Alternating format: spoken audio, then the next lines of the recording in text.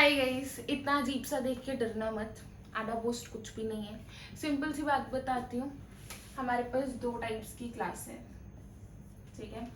एक क्लास में काफ़ी लिख ही देती हूँ गुड स्टूडेंट्स हैं, ठीक है। और दूसरी क्लास में हमारे पास वीक स्टूडेंट्स हैं, ठीक है। अब टीचर क्या करेगी, क्लास छोड़ो आप, एक काम करो, एक ही क्लास में हमारे पास दो टाइप्स के स्टूडेंट्स हैं, गुड स्टूडेंट्स, वीक स्टूडेंट्स, ठीक है। पहले टीचर ने लेक्चर दिया, ठीक है, वो लेक्चर सबके लिए था। प्रैक्टिस क्वेश्चंस दिए, सबके लिए थे। अब देखा, चेक किया कि किसने करेक्ट किया। So good students did good, weak students were not good at this.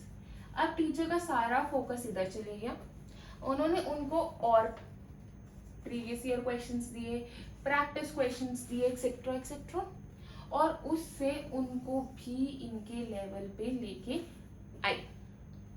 अब ये कहानी मैंने क्यों बताई है, because AdaBoost is doing the same concept. क्योंकि जो वीक होते हैं, जिनको नहीं पता, वो ट्रेनिंग सेट्स को वो और डेटा देता जाता है। पूरा एडाबूस्ट इस कॉन्सेप्ट पे बेस्ड है। पढ़ते हैं तो ये बूस्टिंग एल्गोरिथम है, मशीन लर्निंग में यूज होती है, ये सब आप खुद लिख सकते हो, ये आपकी एग्जाम पर्पस के लिए लिखा गया है, ठीक है।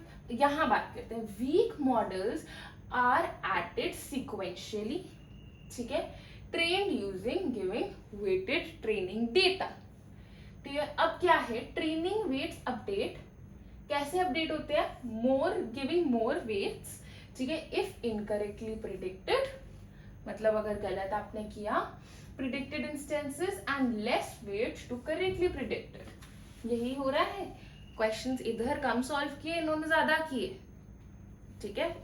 अब क्या है, द प्रोसेस कंटिन्यूज कब तक, till preset of learners have been created. ये कब तक होगा, जब तक वो मिनिमम मार्क्स ले पा रहे हैं तब तक।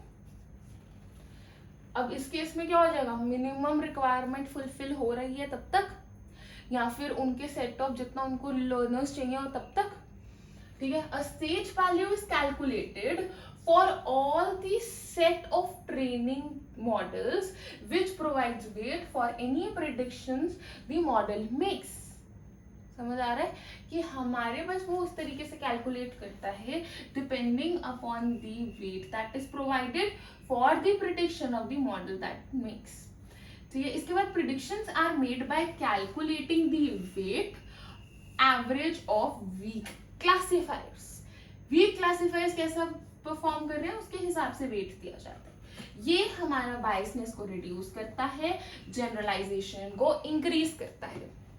ये आपके एग्जाम पॉइंट ऑफ व्यू से बताया था, इससे रिलेवेंट बूस्टिंग एंड बैगिंग के कॉन्सेप्ट्स हैं।